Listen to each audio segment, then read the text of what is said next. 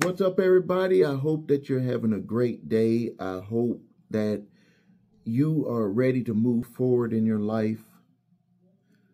But understanding how we are as humans, probably most of you who are watching this video are probably in a depressed state, probably trying to figure out who you are as a person, trying to figure out what can make you happy, trying to figure out what can you do. You are looking at what other people's lives are like. It looks like they're living footloose and fancy free. It looks like they're enjoying and having the best days of their lives. It looks like they never have any problems. They never have any money problems. It looks like everything is going for them. Your life is just not going the way that you want it. And you just get more and more depressed. It's hard for you to go to sleep. You're even watching even more of them. You end up living your life through these people. You end up thinking that they're better than you. Why wasn't you chosen? All of this stuff just runs through your head, and it makes you think that you're not worthy, that you're not smart enough, that you're not good enough, that you didn't come from a family with money. Like all of this stuff just hits you, and you're just like, what can I do? It's like that, all of that stuff hits you. And I'm here to tell you that I'm not going to be someone who's going to try to fluff you up and give you some excuse on how to lead your life. I'm going to give you some information on what you need to do, but I'm not going to fluff it up. And I'm also here to tell you that you need to toughen up. Something that I see from a lot of people, and I'm even surprised to see this from people that are my age, is that there are a lot of people out here right now that are not tough. Now, I'm not talking about go out there and have your chest all bumped up and being rude to people and talking down to people and running over people. But what I'm telling you is that you need to take control of your life. That, let's just look at it from this way. I was speaking to a young lady, and she was saying that she was just having a horrible life. Like nothing was going right for her. Felt that people taking advantage of her.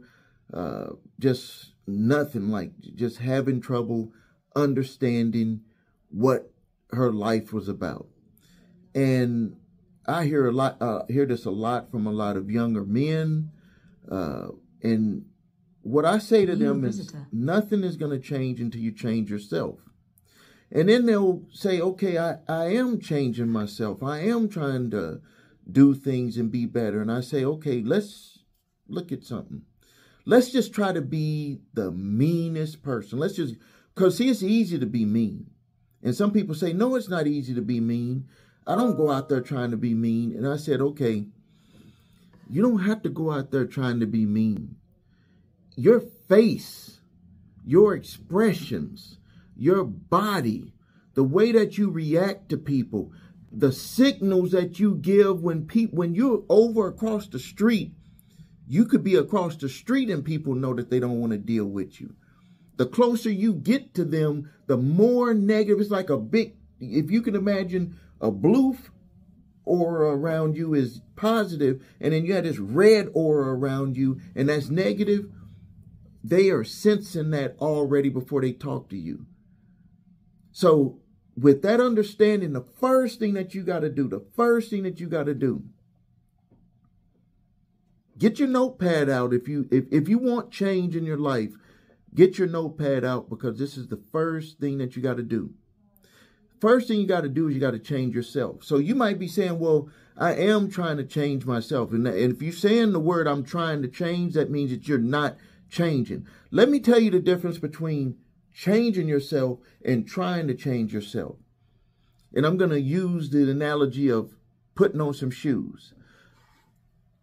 Try to put on your shoes.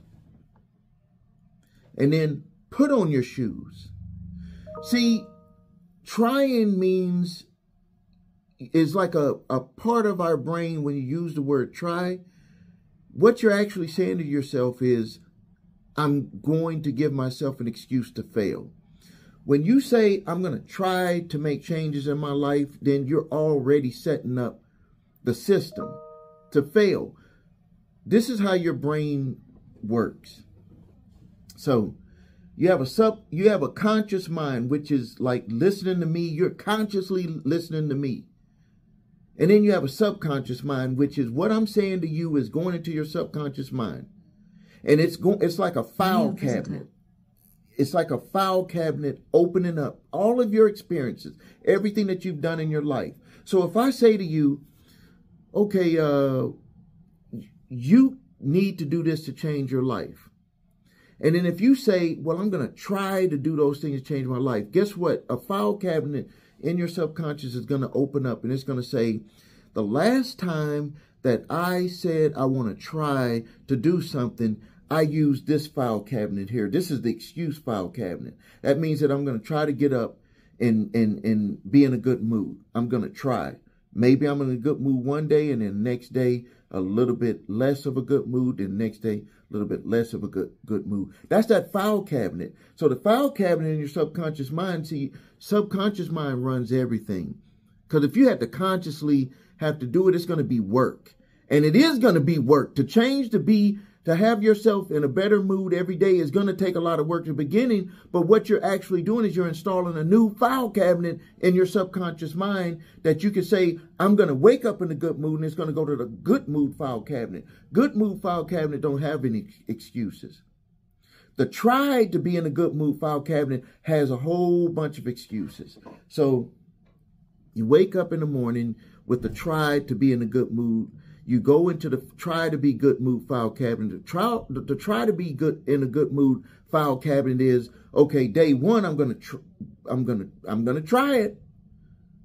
But soon as your brain power goes down, your willpower goes down, all of those other files start to open up and say, well, you tried day one, you tried, and in day two you tried a little bit more, but the energy is getting lower. And then by day three, day four, this is what starts to happen. And that file cabinet is going to open up wide for you because it's going to want to make you right about not being able to accomplish being in a good mood every day. So it's going to start looking for some people that are in bad mood. So you could be like, well, they're in a bad mood, I'm going to get in a bad mood. Then you're going to, and what this is doing is your brain is seeking out other stuff to help you be in a bad mood.